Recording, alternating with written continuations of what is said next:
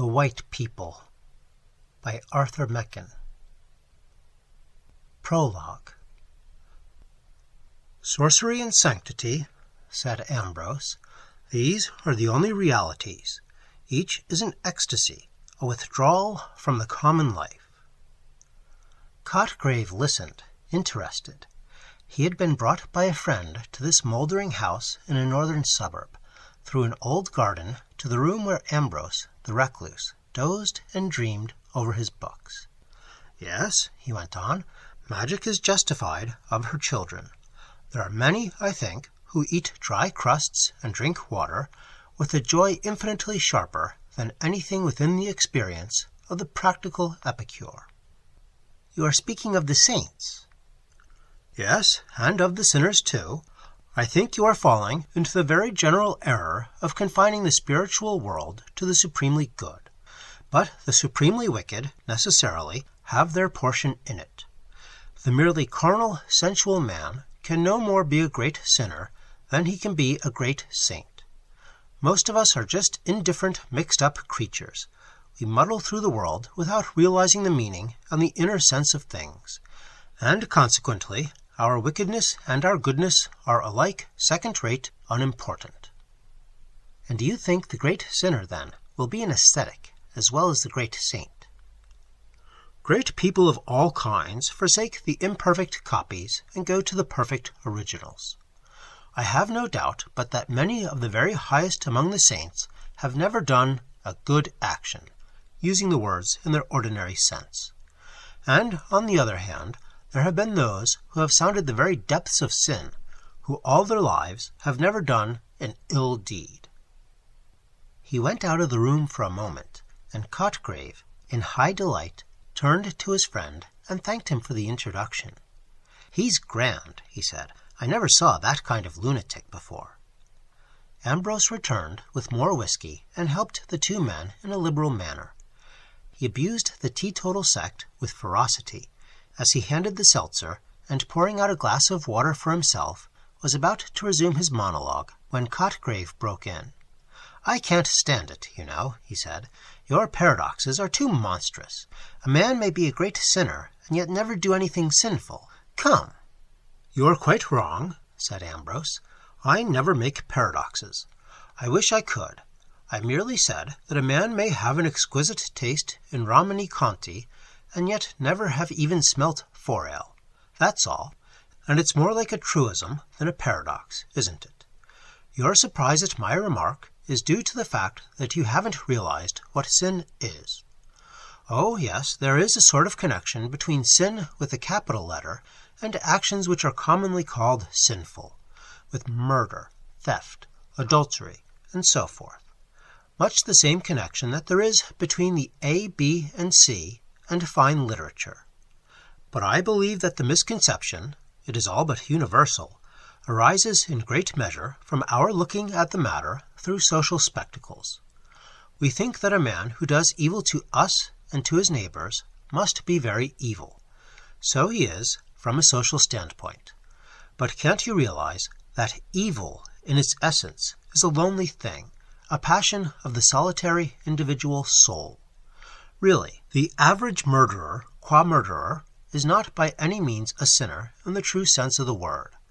He is simply a wild beast that we have to get rid of to save our own necks from his knife. I should class him rather with tigers than with sinners. It seems a little strange. I think not. The murderer murders not from positive qualities, but from negative ones. He lacks something which non-murderers possess. Evil, of course, is wholly positive, only it is on the wrong side. You may believe me that sin in its proper sense is very rare. It is probable that there have been far fewer sinners than saints. Yes, your standpoint is all very well for practical social purposes. We are naturally inclined to think that a person who is very disagreeable to us must be a very great sinner. It is very disagreeable to have one's pocket picked, and we all pronounce the thief to be a very great sinner. In truth, he is merely an undeveloped man. He cannot be a saint, of course, but he may be, and often is, an infinitely better creature than thousands who have never broken a single commandment. He is a great nuisance to us, I admit, and we very properly lock him up if we catch him. But between his troublesome and unsocial action and evil, oh, the connection is of the weakest. It was getting very late. The man who brought Cotgrave had probably heard all this before, since he assisted with a bland and judicious smile. But Cotgrave began to think that this lunatic was turning into a sage. "Do you know," he said, "you interest me immensely. You think, then, that we do not understand the real nature of evil?" "No, I don't think we do. We overestimate it, and we underestimate it. We take the very numerous infractions of our social bylaws, the very necessary and very proper regulations which keep the human company together, and we get frightened at the prevalence of sin and evil. But this is all really nonsense. Take theft, for example. Have you any horror at the thought of Robin Hood, or the Highland caterans of the 17th century, of the moss troopers, of the company promoters of our day? Then, on the other hand, we underrate evil. We attach such an enormous importance to the sin of meddling with our pockets and our wives, that we have quite forgotten the awfulness of real sin." "And what is sin?" said Cotgrave. "I think I must reply to your question by another. What would your feelings be, seriously, if your cat or your dog began to talk to you, and to dispute with you in human accents? You would be overwhelmed with horror, I am sure of it. And if the roses in your garden sang a weird song, you would go mad. And suppose the stones in the road began to swell and grow before your eyes, and if the pebble that you noticed at night had shot out stony blossoms in the morning." Well, these examples may give you some notion of what sin really is. "Look here," said the third man, hitherto placid. "You two seem pretty well wound up, but I'm going home. I've missed my tram, and I shall have to walk." Ambrose and Cotgrave seemed to settle down more profoundly when the other had gone out into the early misty morning and the pale light of the lamps. "You astonish me," said Cotgrave. "I had never thought of that. If that is really so, one must turn everything upside down. Then the essence of sin really is in the taking of heaven by storm, it seems to me," said Ambrose. "It appears to me that it is simply an attempt to penetrate into another and a higher sphere in a forbidden manner. You can understand why it is so rare. They are few, indeed, who wish to penetrate into other spheres, higher or lower, in ways allowed or forbidden. Men, in the mass, are amply content with life as they find it. Therefore, there are few saints, and sinners, in the proper sense, are fewer still. And men of genius, who partake sometimes of each character, are rare also. Yes, on the whole, it is, perhaps, harder to be a great sinner than a great saint." "There is something profoundly unnatural about sin. Is that what you mean?" "Exactly. Holiness requires as great, or almost as great, an effort, but holiness works on lines that were natural once. It is an effort to recover the ecstasy that was before the fall. But sin is an effort to gain the ecstasy and the knowledge that pertain alone to angels, and in making this effort, man becomes a demon. I told you that the mere murderer is not, therefore, a sinner. That is true, but the sinner is sometimes a murderer. Gilles de Rais is an instance. So you see that while the good and the evil are unnatural to man as he now is, to man, the social, civilized being, evil is unnatural in a much deeper sense than good. The saint endeavors to recover a gift which he has lost. The sinner tries to obtain something which was never his. In brief, he repeats the fall." "But are you a Catholic?" said Cotgrave. "Yes, I am a member of the persecuted Anglican Church."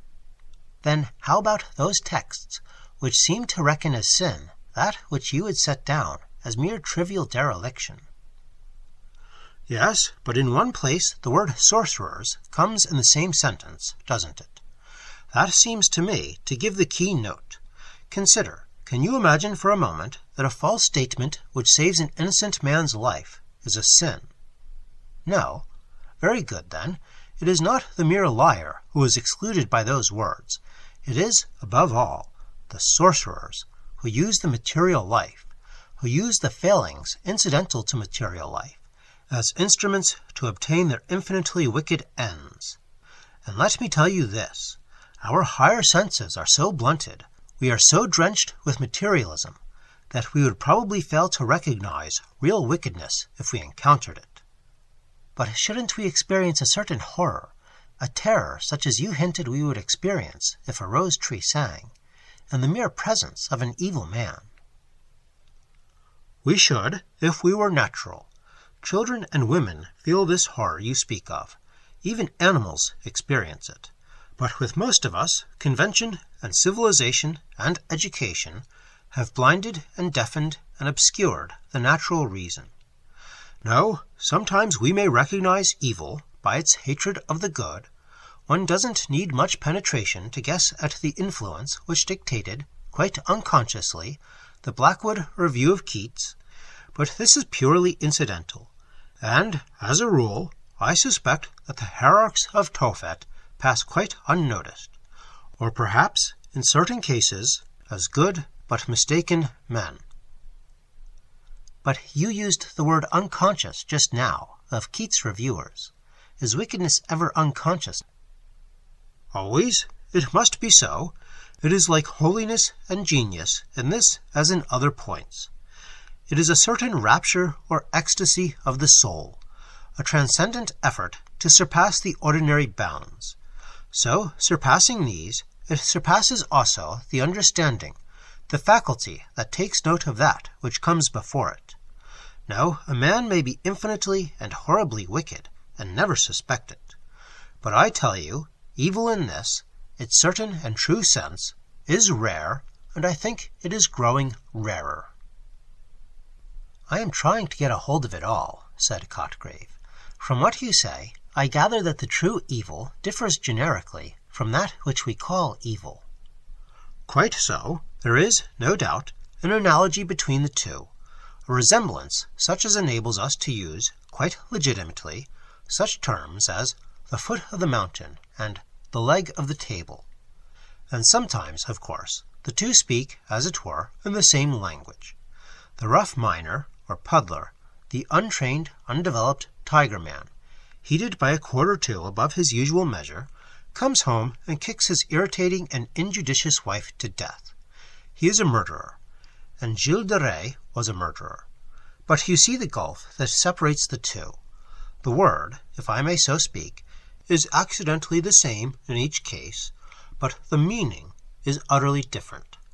It is flagrant Hobson-Jobson to confuse the two, or rather, it is as if one supposed that Juggernaut and the Argonauts had something to do etymologically with one another. And no doubt the same weak likeness or analogy runs between all the social sins and the real spiritual sins.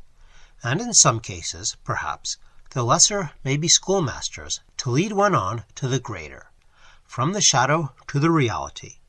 If you are anything of a theologian, you will see the importance of all this. I am sorry to say, remarked Cotgrave, that I have devoted very little of my time to theology. Indeed, I have often wondered on what grounds theologians have claimed the title of Science of Sciences for their favorite study, since the theological books I have looked into have always seemed to me to be concerned with feeble and obvious pieties, or with the kings of Israel and Judah. I do not care to hear about those kings. Ambrose grinned. We must try to avoid theological discussion, he said. I perceive that you would be a bitter disputant, but perhaps the dates of the kings have as much to do with theology as the hobnails of the murderous puddler with evil. Then, to return to our main subject, you think that sin is an esoteric, occult thing. Yes, it is the infernal miracle as holiness is the supernal. Now and then it is raised to such a pitch that we entirely fail to suspect its existence. It is like the note of the great pedal pipes of the organ, which is so deep that we cannot hear it. In other cases it may lead to the lunatic asylum, or to still stranger issues. But you must never confuse it with mere social misdoing. Remember how the apostle, speaking of the other side, distinguishes between charitable actions and charity. And as one may give all one's goods to the poor, and yet lack charity, so remember one may avoid every crime, and yet be a sinner. Your psychology is very strange to me, said Cotgrave, but I confess I like it, and I suppose that one might fairly deduce from your premises the conclusion that the real sinner might very possibly strike the observer as a harmless personage enough.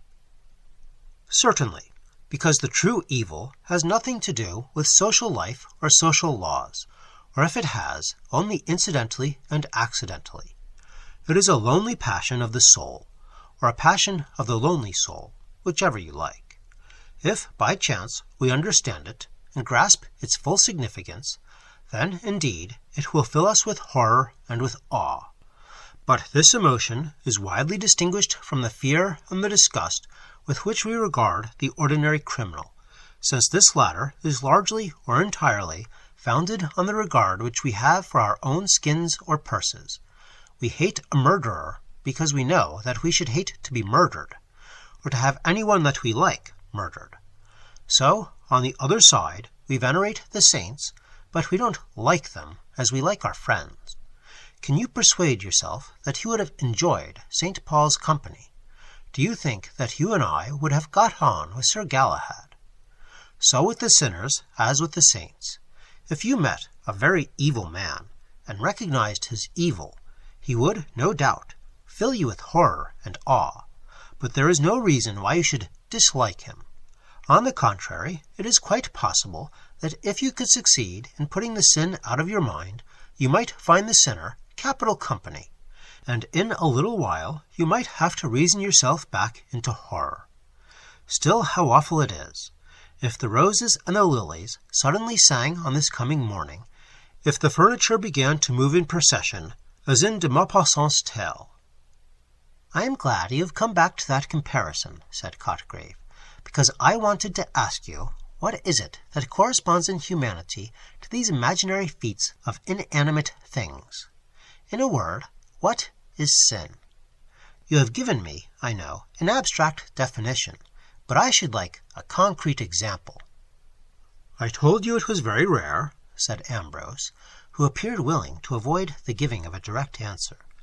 The materialism of the age, which has done a good deal to suppress sanctity, has done perhaps more to suppress evil. We find the earth so very comfortable that we have no inclination either for ascents or descents. It would seem as if the scholar who decided to specialize in Tophet would be reduced to purely antiquarian researches. No paleontologist could show you a live pterodactyl. And yet you, I think, have specialized, and I believe that your researches have descended to our modern times. You are really interested, I see. Well, I confess that I have dabbled a little, and if you like, I can show you something that bears on the very curious subject we have been discussing. Ambrose took a candle and went away to a far dim corner of the room. Cotgrave saw him open a venerable bureau that stood there, and from some secret recess he drew out a parcel and came back to the window where they had been sitting. Ambrose undid a wrapping of paper and produced a green pocket-book. "You will take care of it," he said. "Don't leave it lying about. It is one of the choicer pieces in my collection, and I should be very sorry if it were lost." He fondled the faded binding. "I knew the girl who wrote this," he said. "When you read it, you will see how it illustrates the talk we have had tonight. There is a sequel, too, but I won't talk of that. There was an odd article in one of the reviews some months ago," he began again, with the air of a man who changes the subject. "It was written by a doctor. Dr. Corin, I think was the name.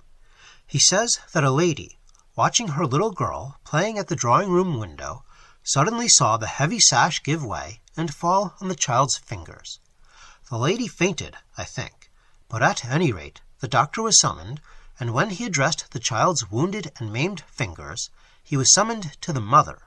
She was groaning with pain, and it was found that 3 fingers of her hand, corresponding with those that had been injured on the child's hand, were swollen and inflamed.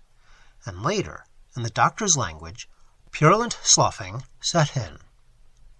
Ambrose still handled delicately the green volume. "Well, here it is," he said at last, parting with difficulty, it seemed, from his treasure. "You will bring it back as soon as you have read it," he said, as they went out into the hall, into the old garden, faint with the odor of white lilies. There was a broad red band in the east as Cotgrave turned to go, and from the high ground where he stood, he saw that awful spectacle of London in a dream. The Green Book. The morocco binding of the book was faded, and the color had grown faint, but there were no stains nor bruises, nor marks of usage. The book looked as if it had been bought on a visit to London some 70 or 80 years ago, and had somehow been forgotten and suffered to lie away out of sight. There was an old, delicate, lingering odor about it, such an odor as sometimes haunts an ancient piece of furniture for a century or more. The end papers inside the binding were oddly decorated with colored patterns and faded gold. It looked small, but the paper was fine, and there were many leaves, closely covered with minute, painfully formed characters. "I found this book," the manuscript began, "in a drawer in the old bureau that stands on the landing. It was a very rainy day, and I could not go out, so in the afternoon I got a candle and rummaged in the bureau. Nearly all the drawers were full of old dresses, but one of the small ones looked empty, and I found this book hidden right at the back. I wanted a book like this, so I took it to write in. It is full of secrets. I have a great many other books of secrets I have written, hidden in a safe place, and I am going to write here many of the old secrets, and some new ones. But there are some I shall not put down at all. I must not write down the real names of the days and months which I found out a year ago, nor the way to make the Aklo letters, or the Chian language, or the great beautiful circles, nor the Mao games, nor the chief songs.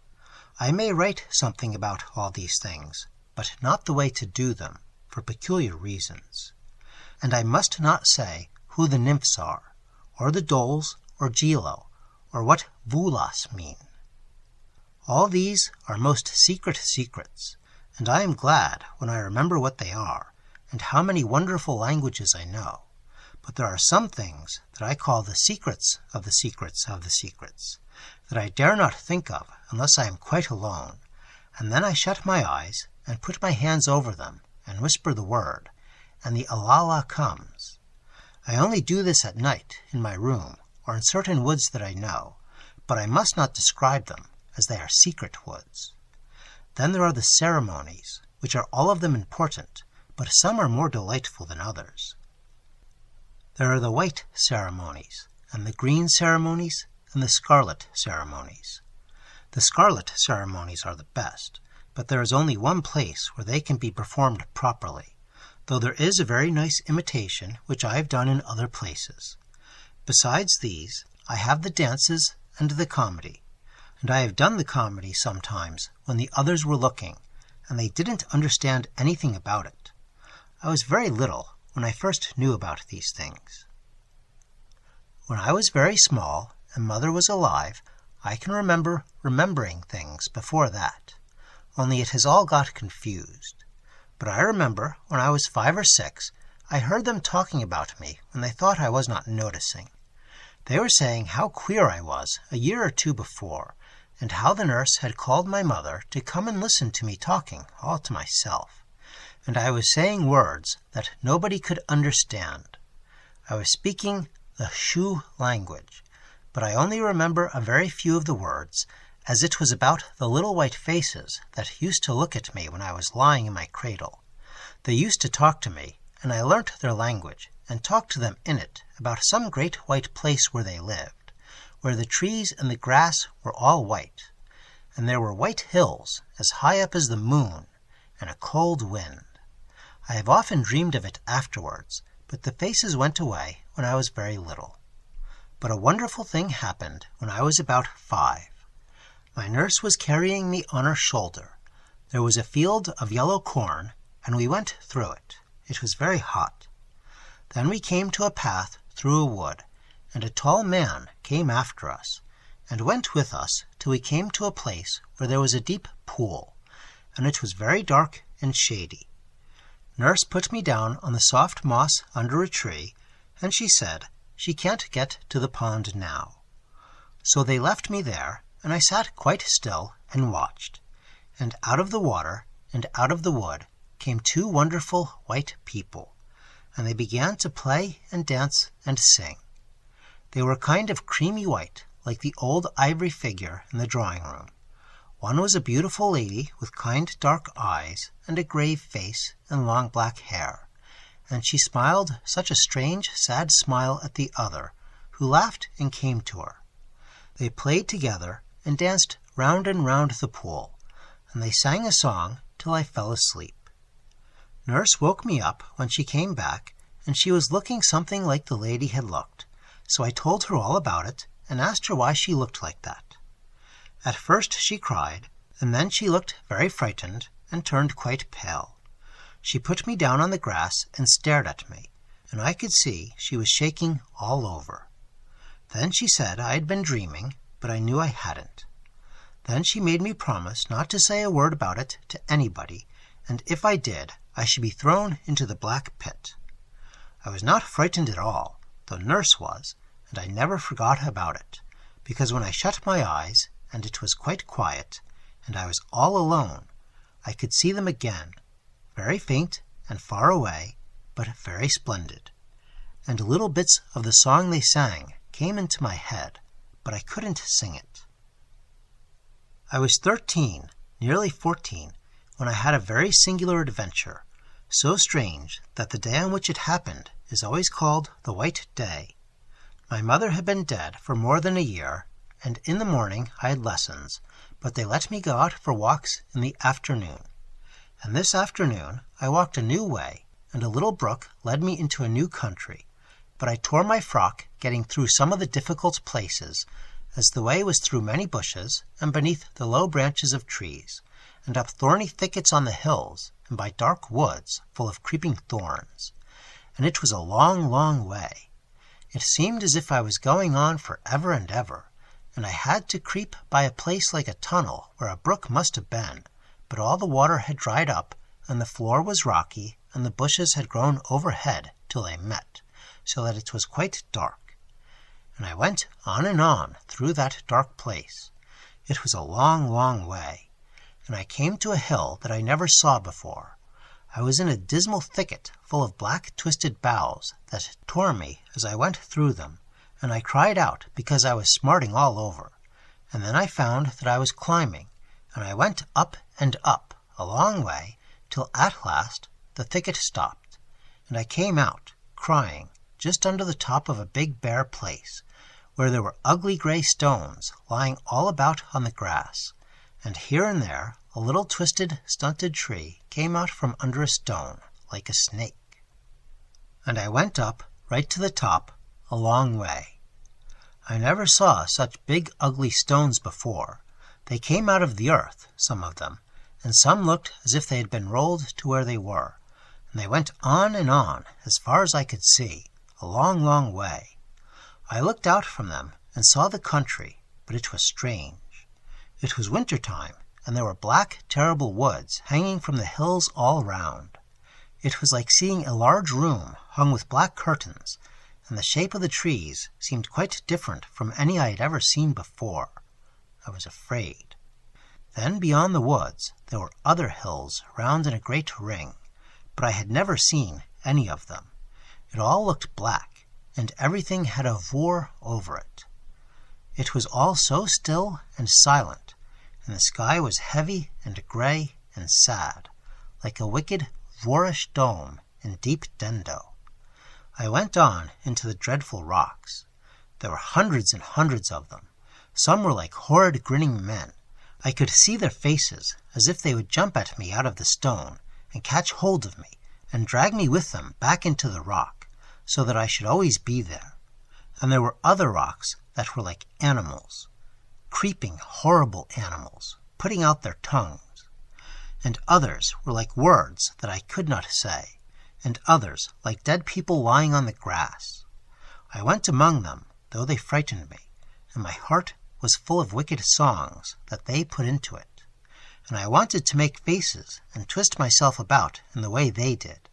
And I went on and on, a long way, till at last I liked the rocks, and they didn't frighten me any more. I sang the songs I thought of, songs full of words that must not be spoken or written down. Then I made faces like the faces on the rocks, and I twisted myself about like the twisted ones, and I lay down flat on the ground like the dead ones. And I went up to one that was grinning, and put my arms around him and hugged him. And so I went on and on through the rocks till I came to a round mound in the middle of them. It was higher than a mound. It was nearly as high as our house, and it was like a great basin turned upside down, all smooth and round and green, with one stone, like a post, sticking up at the top.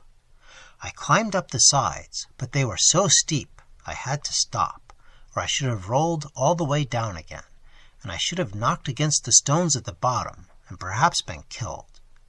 But I wanted to get up to the very top of the big round mound, so I lay down flat on my face and took hold of the grass with my hands and drew myself up bit by bit till I was at the top. Then I sat down on the stone in the middle and looked all round about.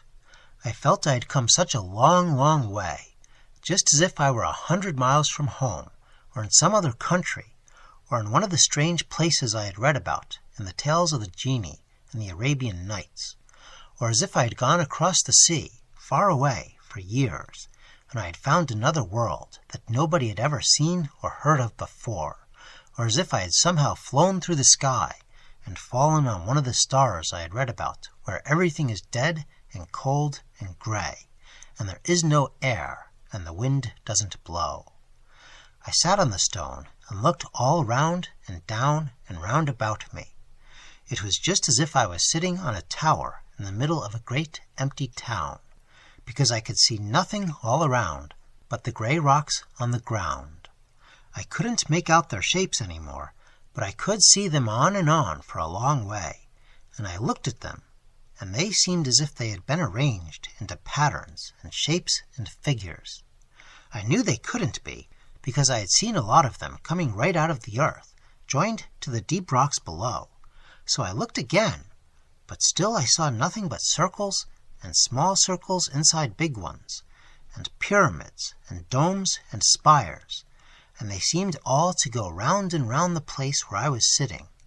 And the more I looked, the more I saw great big rings of rocks, getting bigger and bigger, and I stared so long that it felt as if they were all moving and turning like a great wheel, and I was turning too, in the middle. I got quite dizzy and queer in the head, and everything began to be hazy and not clear, and I saw little sparks of blue light, and the stones looked as if they were springing and dancing and twisting as they went round and round and round. I was frightened again, and I cried out loud, and jumped up from the stone I was sitting on, and fell down.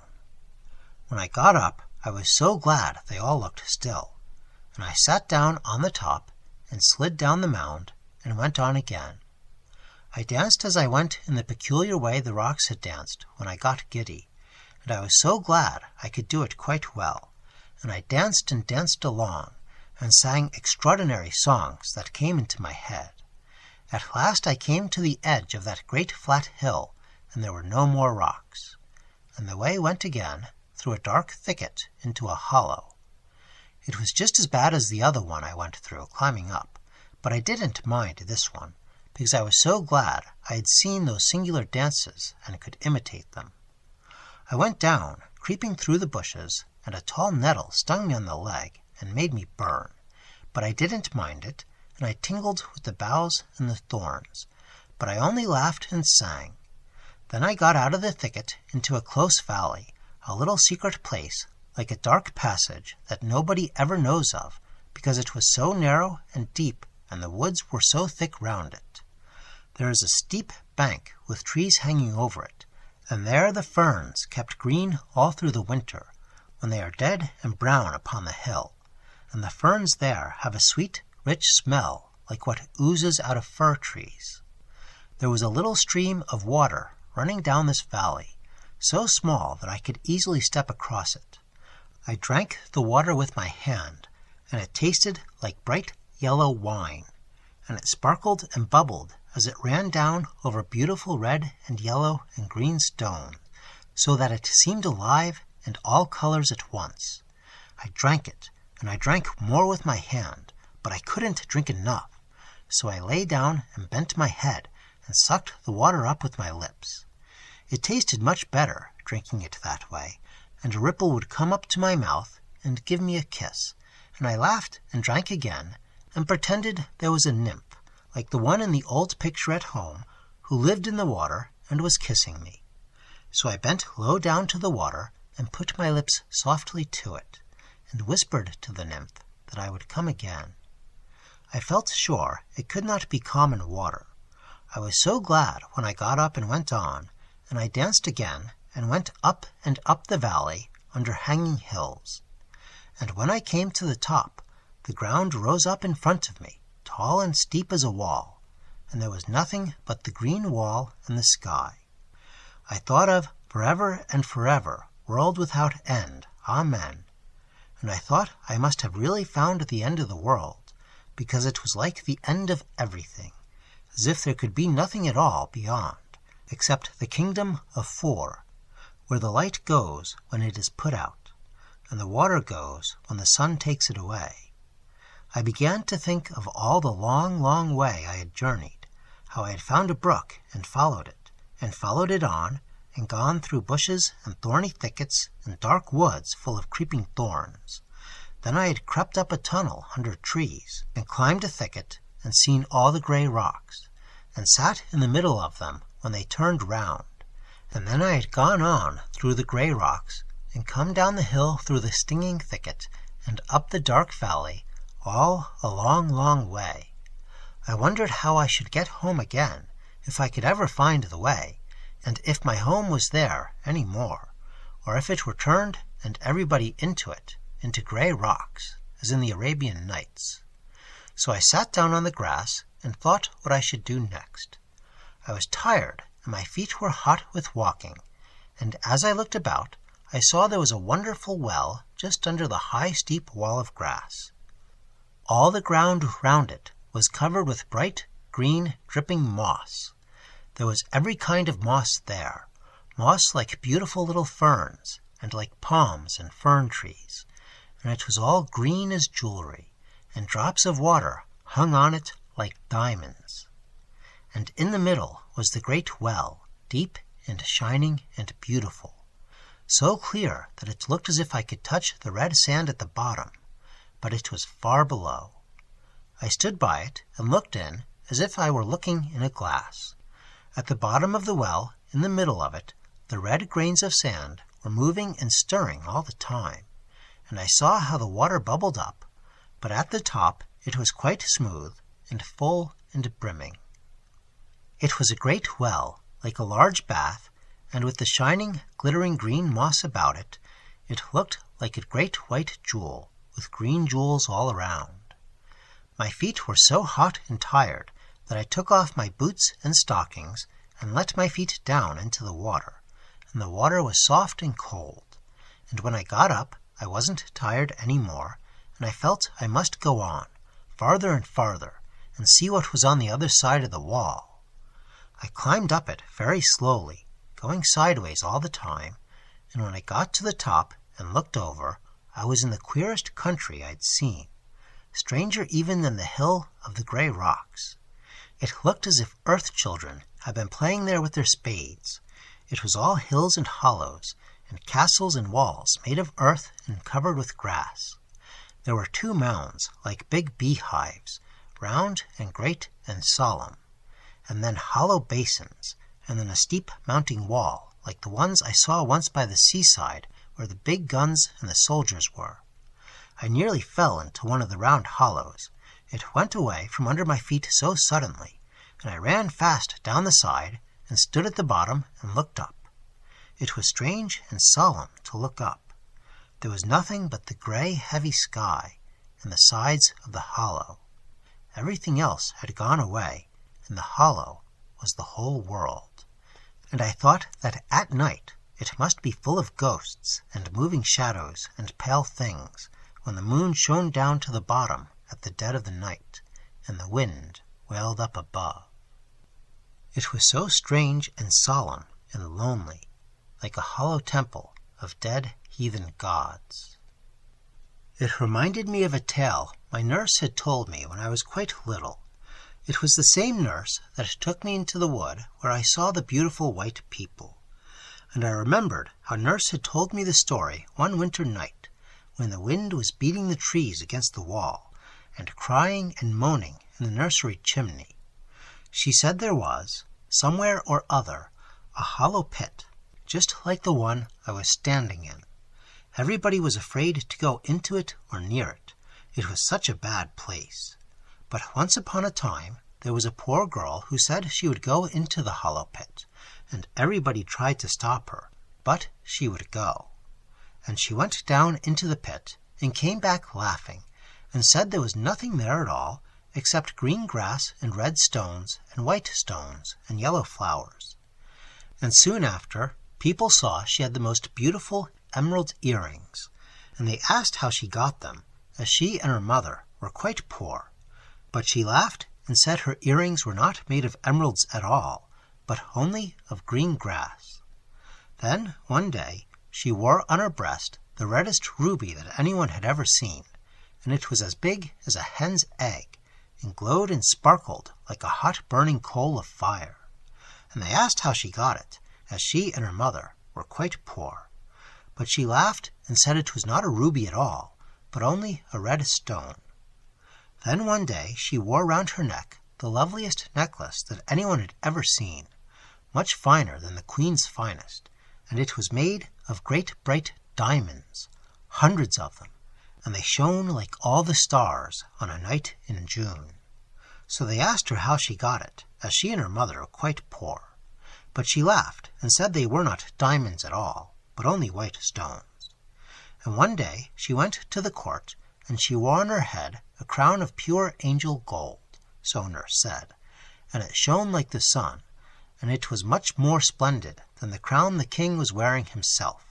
And in her ears she wore the emeralds, and the big ruby was a brooch on her breast, and the great diamond necklace was sparkling on her neck. And the king and queen thought she was some great princess from a long way off, and got down from their thrones and went to meet her. But somebody told the king and queen who she was, and that she was quite poor. So the king asked why she wore a gold crown and how she got it, as she and her mother were so poor. And she laughed and said it wasn't a gold crown at all, but only some yellow flowers she had put in her hair. And the king thought it was very strange, and said she should stay at the court, and they would see what would happen next.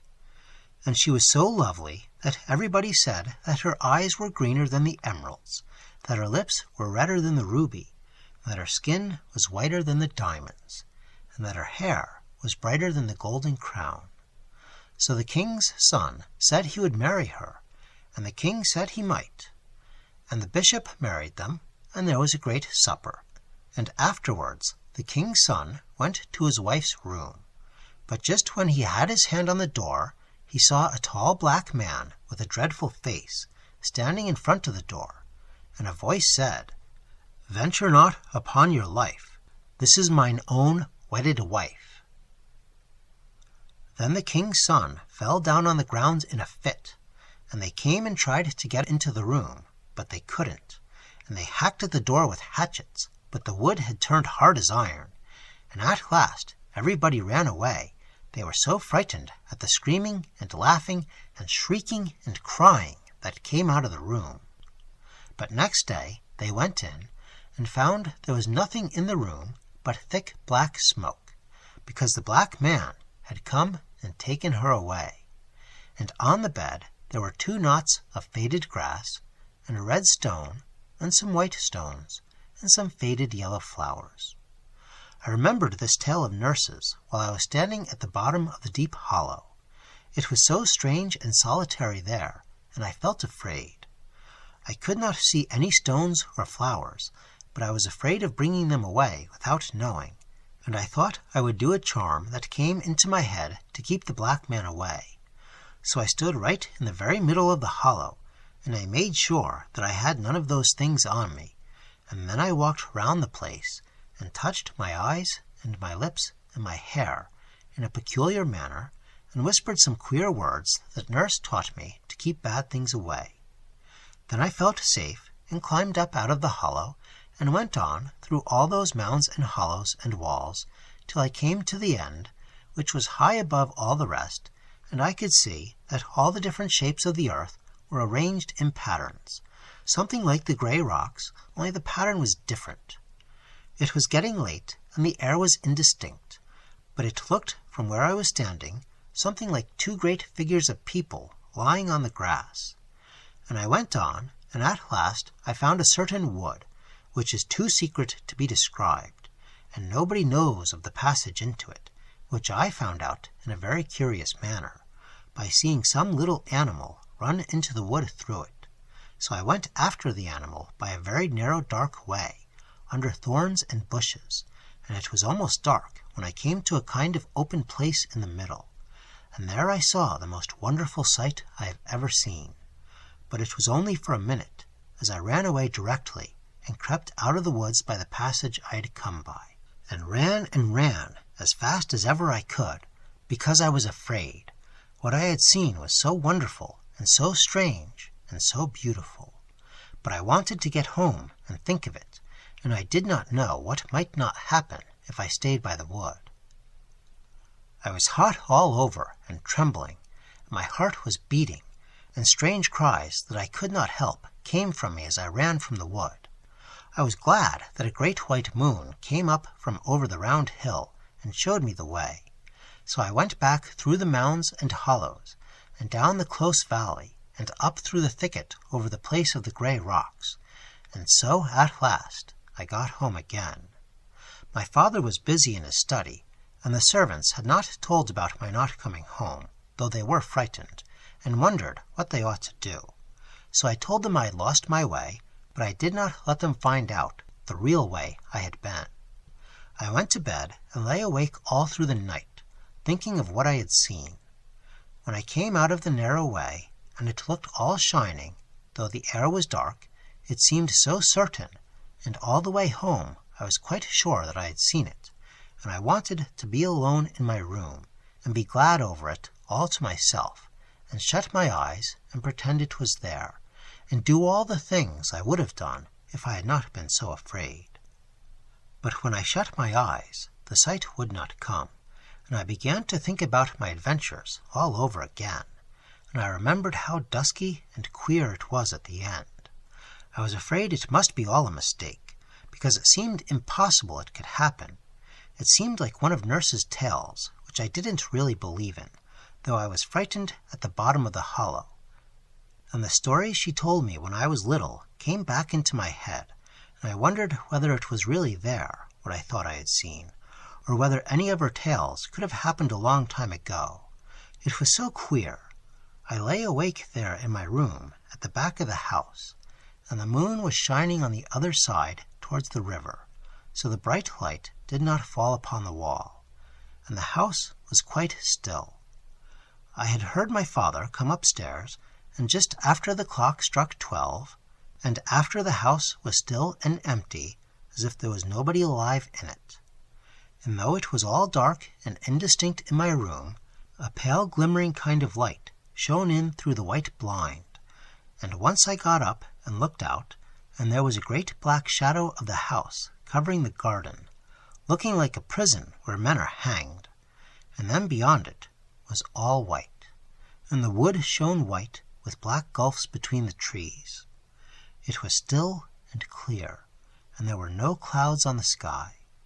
I wanted to think of what I had seen, but I couldn't, and I began to think of all the tales that Nurse had told me so long ago that I thought I had forgotten.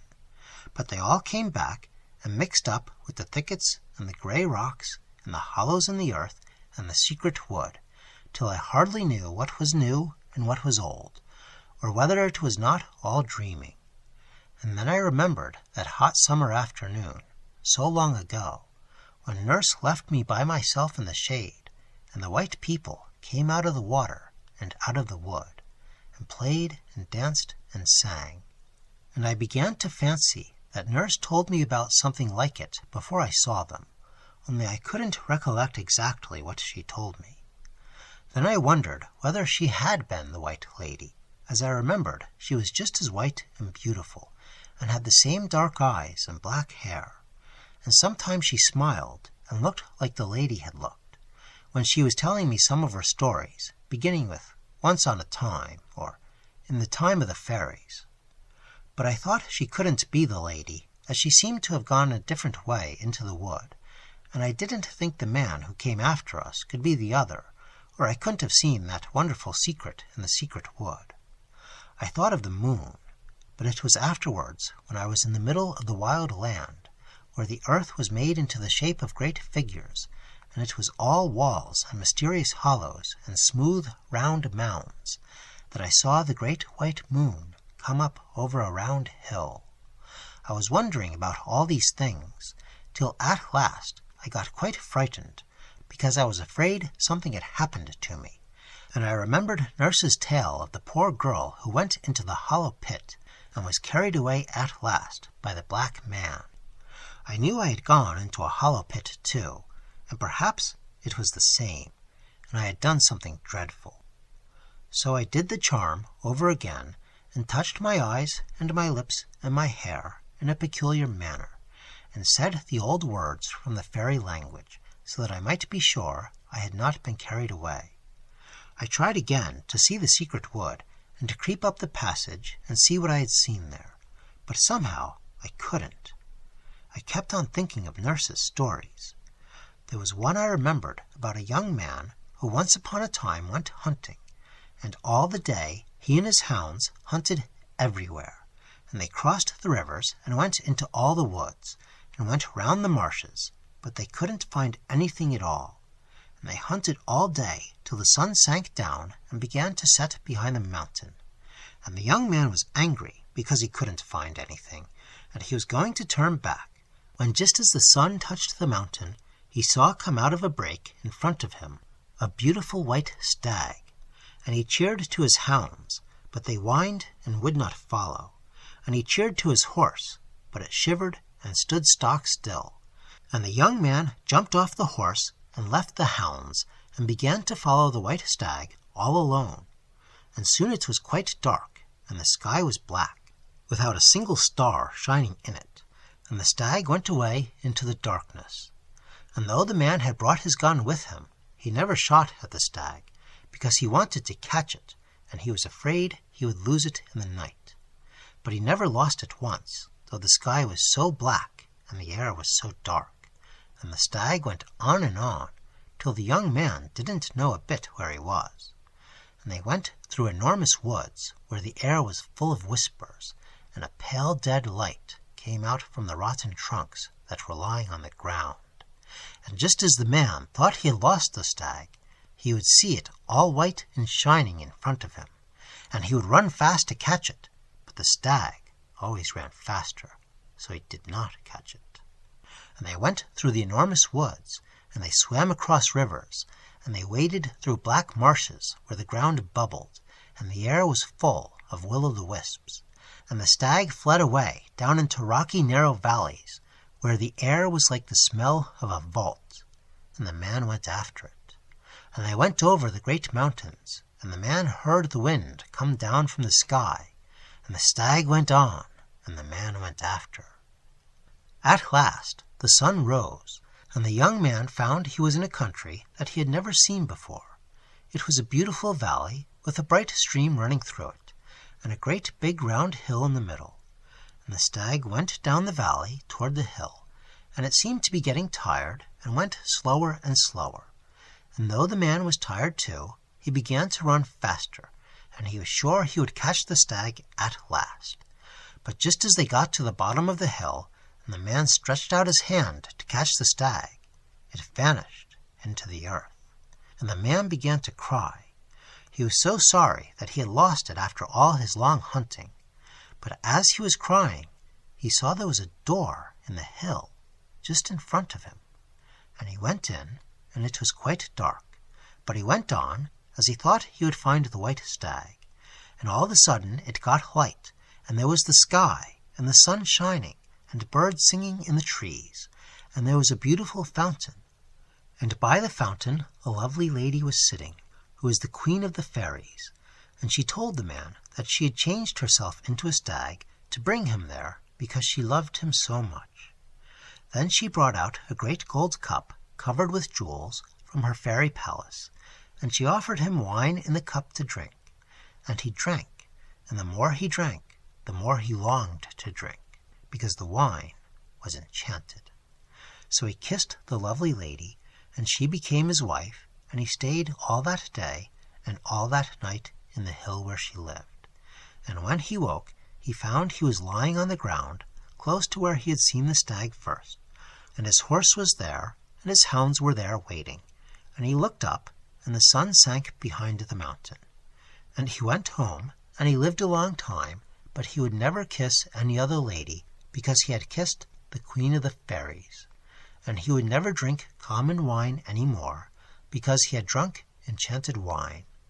And sometimes Nurse told me tales that she had heard from her great-grandmother, who was very old, and lived in a cottage on the mountain all alone. And most of these tales were about a hill where people used to meet at night long ago, and they used to play all sorts of strange games and do queer things that Nurse told me of, but I couldn't understand.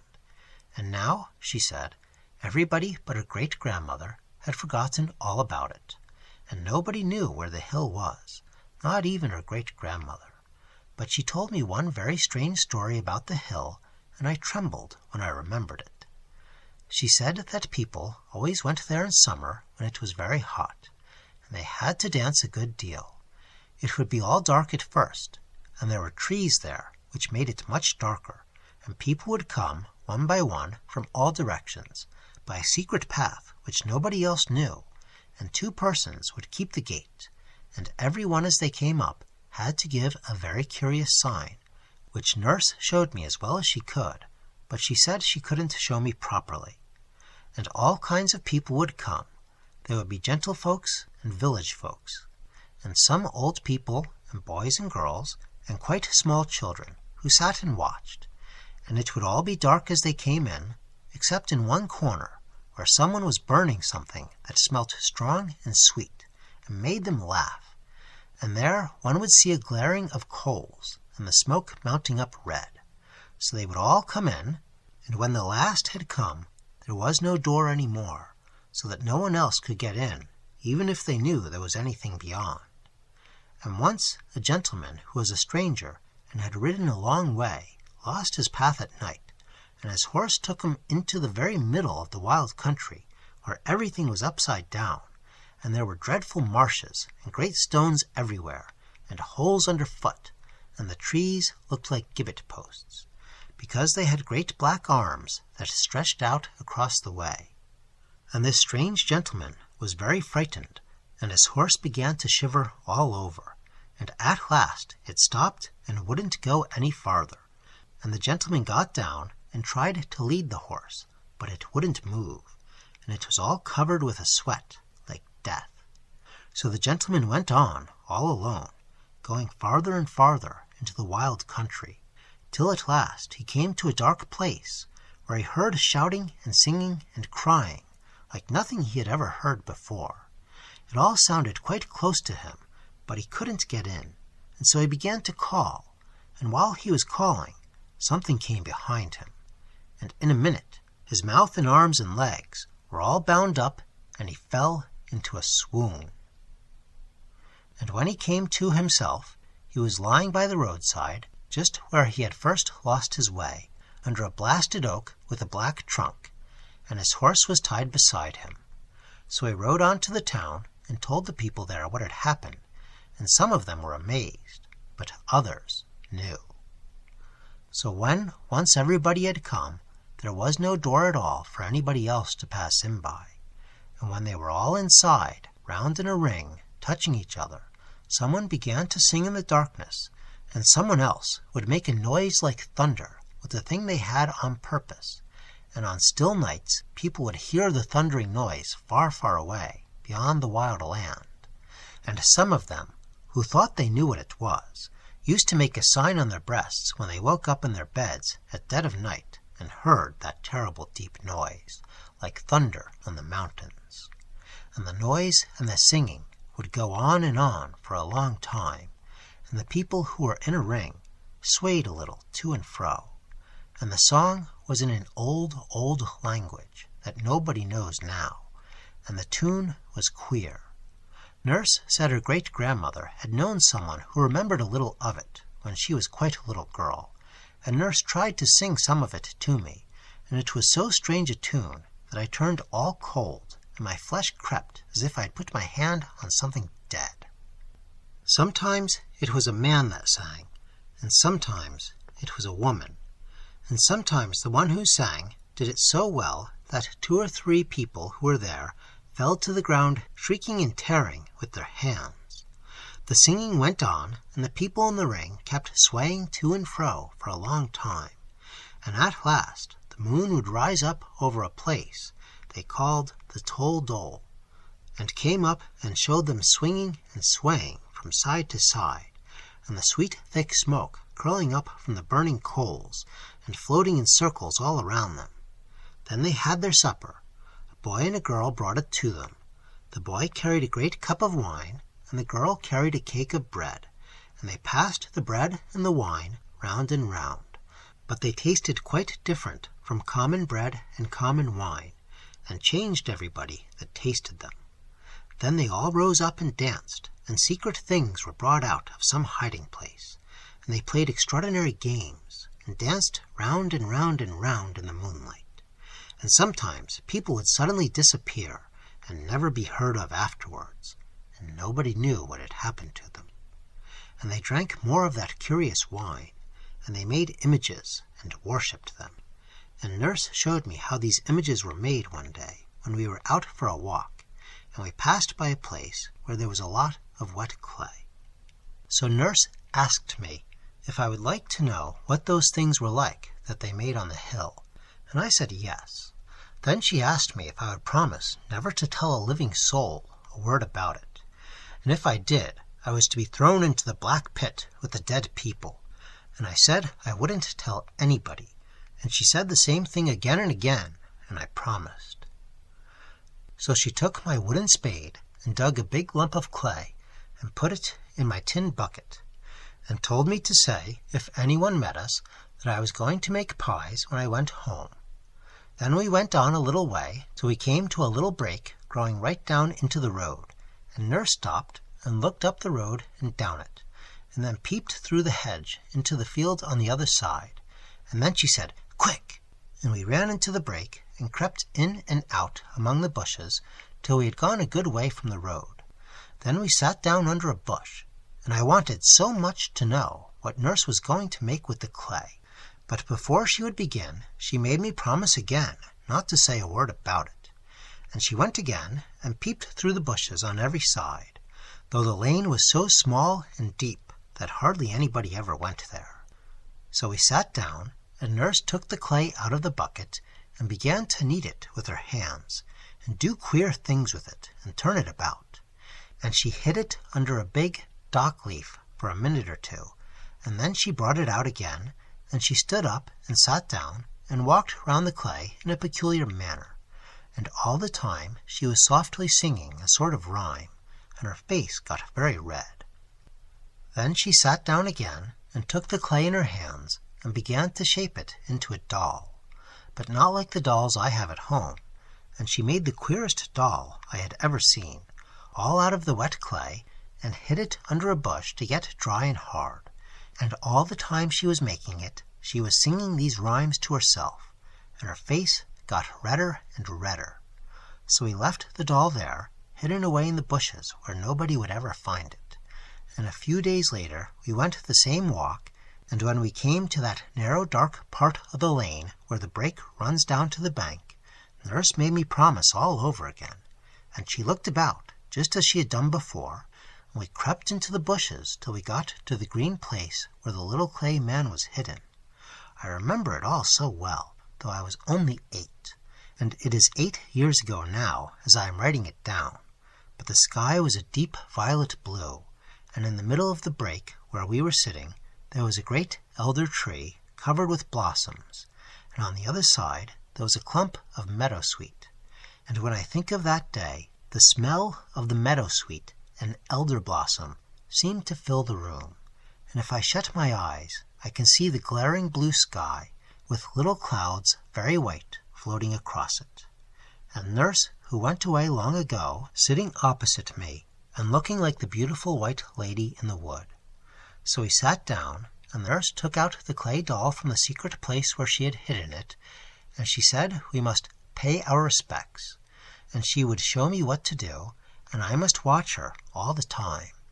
So she did all sorts of queer things with the little clay man, and I noticed she was all streaming with perspiration, though we had walked so slowly. And then she told me to pay my respects, and I did everything she did because I liked her, and it was such an odd game. And she said that if one loved very much, the clay man was very good if one did certain things with it, and if one hated very much, it was just as good, only one had to do different things. And we played with it a long time, and pretended all sorts of things. Nurse said her great-grandmother had told her all about these images, but what we did was no harm at all, only a game. But she told me a story about these images that frightened me very much, and that was what I remembered that night when I was lying awake in my room in the pale empty darkness, thinking of what I had seen and the secret wood. Nurse said there was once a young lady of the high gentry who lived in a great castle, and she was so beautiful that all the gentlemen wanted to marry her, because she was the loveliest lady that anybody had ever seen, and she was kind to everybody, and everybody thought she was very good. But though she was polite to all the gentlemen who wished to marry her, she put them off, and said she couldn't make up her mind, and she wasn't sure she wanted to marry anybody at all. And her father, who was a very great lord, was angry, though he was so fond of her, and he asked her why she wouldn't choose a bachelor out of all the handsome young men who came to the castle. But she only said she didn't love any of them very much, and she must wait. And if they pestered her, she said she would go and be a nun in a nunnery.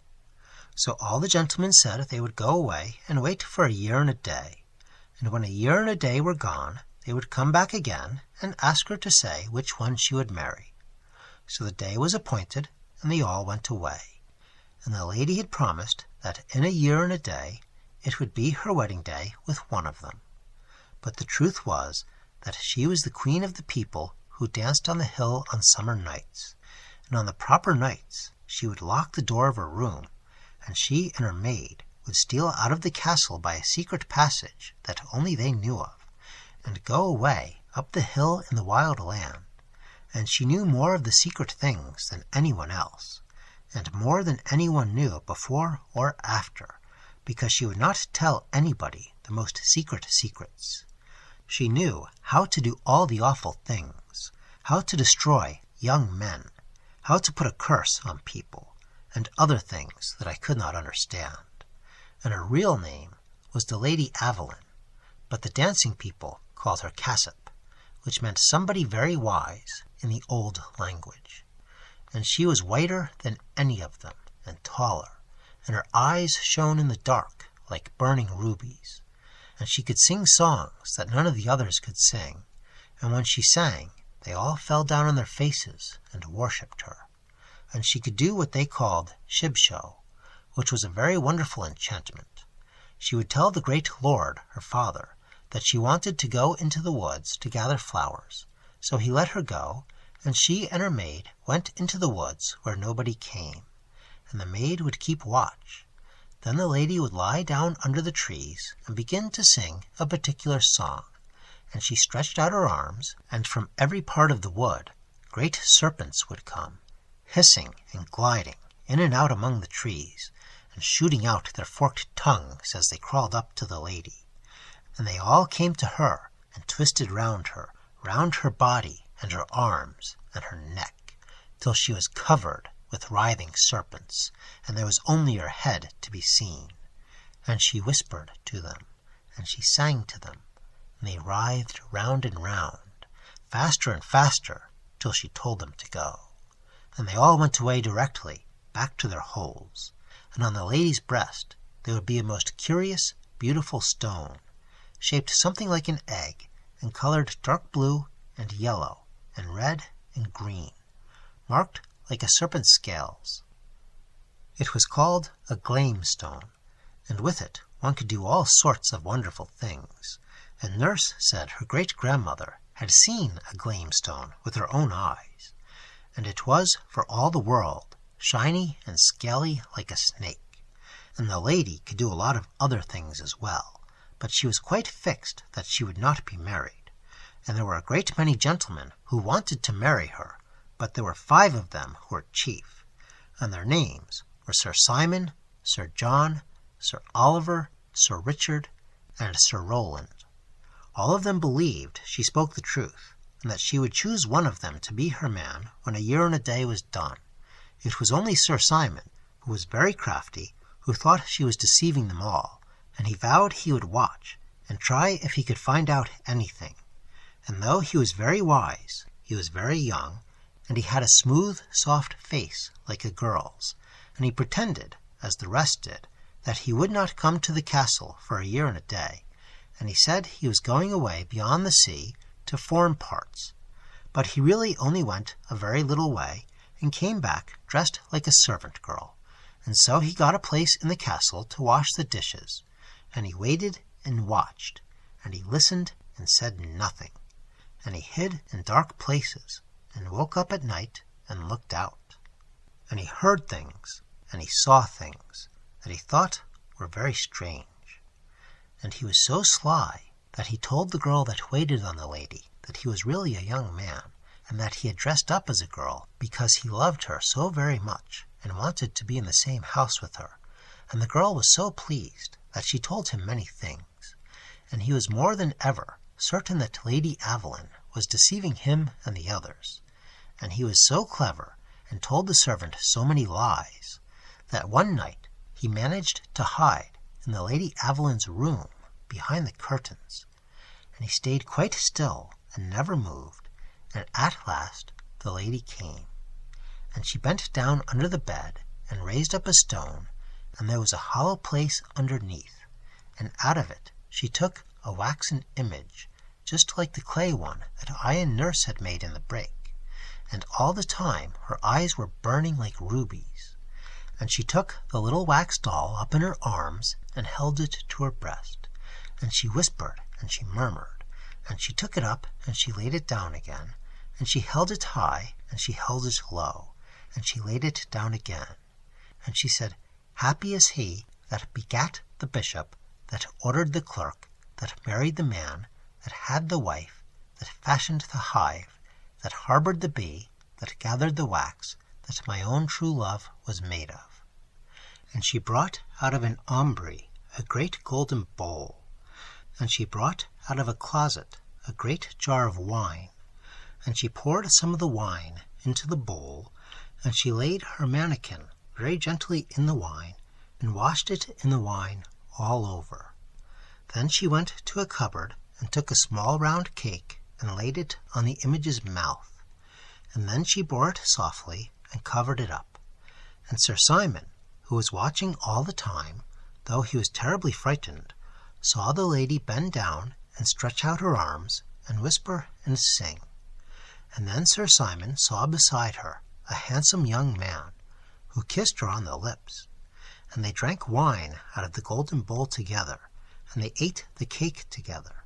But when the sun rose, there was only the little wax doll, and the lady hid it again under the bed in the hollow place. So Sir Simon knew quite well what the lady was, and he waited and he watched, till the time she had said was nearly over, and in a week the year and a day would be done. And one night, when he was watching behind the curtains in a room, he saw her making more wax dolls, and she made 5 and hid them away. And the next night she took one out and held it up and filled the golden bowl with water, and took the doll by the neck and held it under the water. Then she said, Sir Dixon, your day is done. You shall be drowned in the water wan. And the next day news came to the castle that Sir Richard had been drowned at the ford. And the next night she took another doll and tied a violet cord round its neck and hung it up on a nail. Then she said, Sir Roland, your life has ended its span. High in a tree I see you hang. And the next day news came to the castle that Sir Roland had been hanged by robbers in the wood. And at night she took another doll and drove her bodkin right into its heart. Then she said, Sir Noel, so cease your life. Your heart is pierced with the knife. And the next day news came to the castle that Sir Oliver had fought in a tavern, and a stranger had stabbed him to the heart. And at night she took another doll and held it to a fire of charcoal till it was melted. Then she said, Sir John, return and turn to clay. In fire of fever you waste away. And the next day news came to the castle that Sir John had died in a burning fever. So then Sir Simon went out of the castle and mounted his horse and rode away to the bishop and told him everything. And the bishop sent his men, and they took the Lady Aveline, and everything she had done was found out. So on the day after a year and a day, when she was to have been married, they carried her through the town in her smock, and they tied her to a great stake in the marketplace, and burned her alive before the bishop, with her wax image hung round her neck. And people said the wax man screamed in the burning of the flames. And I thought of this story again and again as I was lying awake in my bed, and I seemed to see the Lady Aveline in the marketplace, with the yellow flames eating up her beautiful white body. And I thought of it so much that I seemed to get into the story myself, and I fancied I was the lady, and that they were coming to take me to be burnt with fire, with all the people in the town looking at me. And I wondered whether she cared, after all the strange things she had done, and whether it hurt very much to be burned at the stake. I tried again and again to forget nurse's stories, and to remember the secret I had seen that afternoon, and what was in the secret wood, but I could only see the dark and a glimmering in the dark, and then it went away, and I only saw myself running, and then a great moon came up white over a dark round hill. Then all the old stories came back again, and the queer rhymes that nurse used to sing to me, and there was one beginning Halsey Cumsey Helen Musty, that she used to sing very softly when she wanted me to go to sleep, and I began to sing it to myself inside of my head, and I went to sleep. The next morning I was very tired and sleepy. I could hardly do my lessons, and I was very glad when they were over and I had had my dinner, as I wanted to go out and be alone. It was a warm day, and I went to a nice turfy hill by the river, and sat down on my mother's old shawl that I had brought with me on purpose. The sky was grey, like the day before, but there was a kind of white gleam behind it, and from where I was sitting I could look down on the town, and it was all still and quiet and white, like a picture. I remembered that it was on that hill that nurse taught me to play an old game called Troy Town, in which one had to dance and wind in and out on a pattern in the grass, and when one had danced and turned long enough, the other person asks you questions, and you can't help answering whether you want to or not, and whatever you are told to do, you feel you have to do it. Nurse said there used to be a lot of games like that some people knew of, and there was one by which people could be turned into anything you liked, and an old man her great-grandmother had seen had known a girl who had been turned into a large snake. and there was another very ancient game of dancing and winding and turning, by which you could take a person out of himself and hide him away as long as you liked, and his body went walking about quite empty, without any sense in it. But I came to that hill because I wanted to think of what had happened the day before, and of the secret of the wood. From the place where I was sitting, I could see beyond the town, into the opening I had found, where a little brook had led me into an unknown country. And I pretended I was following the brook over again, and I went all the way in my mind, and at last I found the wood and crept into it under the bushes, and then in the dusk I saw something that made me feel as if I were filled with fire, as if I wanted to dance and sing and fly up into the air, because I was changed and wonderful. But what I saw was not changed at all, and had not grown old. And I wondered again and again how such things could happen, whether nurse's stories were really true, because in the daytime, in the open air, everything seemed quite different from what it was at night, when I was frightened and thought I was to be burned alive. I once told my father one of our little tales, which was about a ghost, and asked him if it was true, and he told me it was not true at all, and that only common, ignorant people believed in such rubbish. He was very angry with nurse for telling me the story, and scolded her, and after that I promised her I would never whisper a word of what she told me, and if I did, I should be bitten by the great black snake that lived in the pool in the wood. And all alone on the hill, I wondered what was true. I had seen something very amazing and very lovely, and I knew a story, and if I had really seen it, and not made it up out of the dark, and the black bough, and the bright shining that was mounting up to the sky from over the great round hill, but had really seen it in truth, then there were all kinds of wonderful and lovely and terrible things to think of. So I longed and trembled, and I burned and got cold. And I looked down on the town, so quiet and still, like a little white picture, and I thought over and over if it could be true. I was a long time before I could make up my mind to anything. There was such a strange fluttering at my heart that seemed to whisper to me all the time that I had not made it up out of my head, and yet it seemed quite impossible, and I knew my father and everybody would say it was dreadful rubbish. I never dreamed of telling him or anybody else a word about it, because I knew it would be of no use, and I should only get laughed at or scolded. So for a long time I was very quiet, and went about thinking and wondering. And at night I used to dream of amazing things, and sometimes I woke up in the early morning and held out my arms with a cry, and I was frightened, too, because there were dangers, and some awful things would happen to me unless I took great care if the story were true. These old tales were always in my head, night and morning, and I went over them and told them to myself over and over again, and went for walks in the places where nurse had told them to me, and when I sat in the nursery by the fire in the evenings, I used to fancy nurse was sitting in the other chair and telling me some wonderful story in a low voice, for fear anybody should be listening. But she used to like best to tell me about things when we were right out in the country, far from the houses, because, she said, she was telling me such secrets, and walls have ears.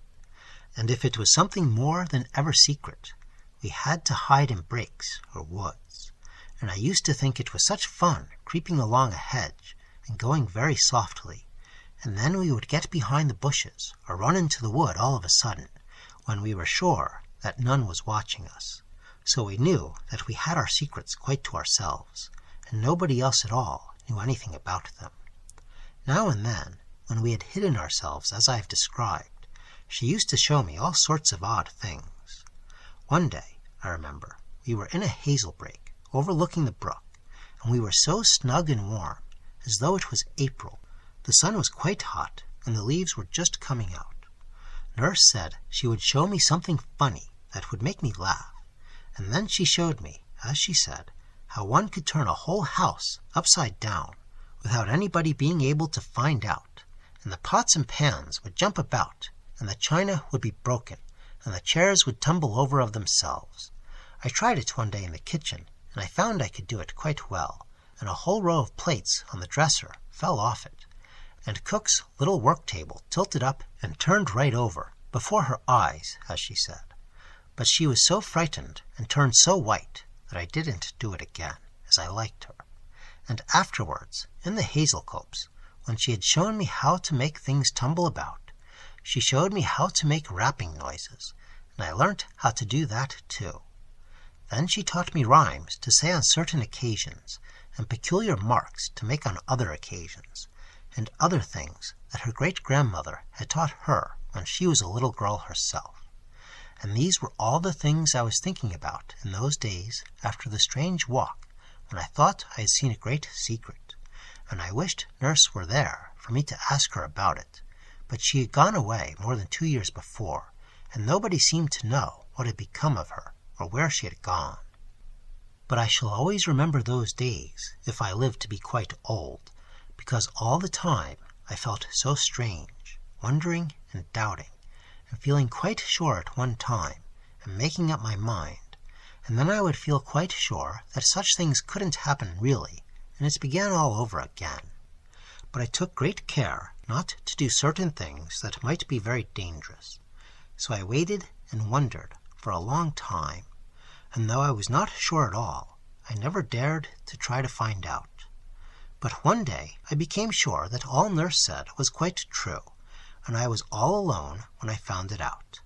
I trembled all over with joy and terror, and as fast as I could, I ran into one of the old breaks where we used to go. It was the one by the old lane where nurse had made the little clay man, and I ran into it, and I crept into it. And when I came to the place where the elder was, I covered up my face with my hands and lay down flat on the grass. And I stayed there for 2 hours without moving, whispering to myself delicious, terrible things, and saying some words over and over again. It was all true and wonderful and splendid. And when I remembered the story I knew, and thought of what I had really seen, I got hot and I got cold, and the air seemed full of scent and flowers and singing. At first I wanted to make a little clay man, like the one nurse had made so long ago, and I had to invent plans and stratagems, and to look about, and to think of things beforehand, because nobody must dream of anything that I was doing or going to do, and I was too old to carry clay about in a tin bucket. At last I thought of a plan, and brought the wet clay to the break, and did everything that nurse had done, only I made it a much finer image than the one she had made, and when it was finished I did everything that I could imagine, and much more than she did, because it was the likeness of something far better. And a few days later, when I had done my lessons early, I went for the second time by the way of the little brook that had led me into a strange country, and I followed the brook, and went through the bushes, and beneath the low branches of trees, and up thorny thickets on the hill, and by dark woods full of creeping thorns, a long, long way. Then I crept through the dark tunnel where the brook had been, and the ground was stony, till at last I came to the thicket that climbed up the hill, and though the leaves were coming out upon the trees, everything looked almost as black as it was on the first day that I went there. And the thicket was just the same, and I went up slowly till I came out on a big bare hill, and began to walk among the wonderful rocks. I saw the terrible vor again on everything, for though the sky was brighter, the ring of wild hills all around was still dark, and the hanging woods looked dark and dreadful, and the strange rocks were as grey as ever, and when I looked down on them from the great mound sitting on the stone, I saw all their amazing circles and rounds within rounds, and I had to sit quite still and watch them as they began to turn about me, and each stone danced in its place, and they seemed to go round and round in a great whirl, as if one were in the middle of all the stars and heard them rushing through the air. So I went down among the rocks to dance with them, and to sing extraordinary songs, and I went down through the other thicket, and drank from the bright stream in the close and secret valley, putting my lips down to the bubbling water. And then I went on till I came to the deep brimming well among the glittering moss, and I sat down.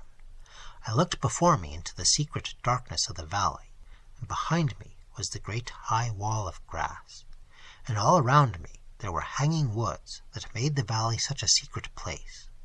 I knew there was nobody here at all besides myself, and that no one could see me.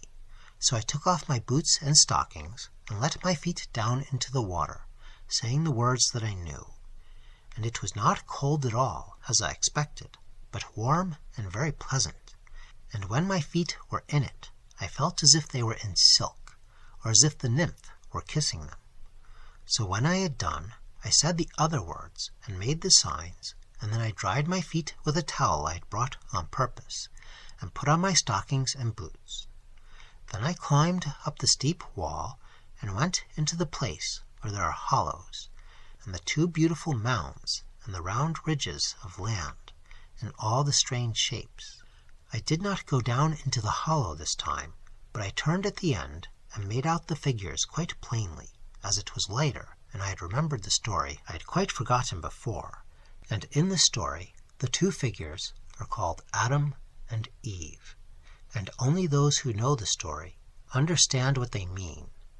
So I went on till I came to the secret wood, which must not be described, and I crept into it by the way I had found. And when I had gone about halfway, I stopped and turned round, and got ready, and I bound the handkerchief tightly round my eyes, and made quite sure that I could not see at all, not a twig, nor the end of a leaf, nor the light of the sky, as it was an old red silk handkerchief with large yellow spots that went round twice and covered my eyes so that I could see nothing. Then I began to go on, step by step, very slowly. My heart beat faster and faster, and something rose in my throat that choked me and made me want to cry out, but I shut my lips and went on. Boughs caught in my hair as I went, and great thorns tore me, but I went on to the end of the path. Then I stopped and held out my arms and bowed, and I went round the first time, feeling with my hands, and there was nothing. I went round the second time, feeling with my hands, and there was nothing. Then I went round the third time, feeling with my hands, and the story was all true, and I wished that the years were gone by, and that I had not so long a time to wait before I was happy forever and ever. Nurse must have been a prophet like those we read of in the Bible.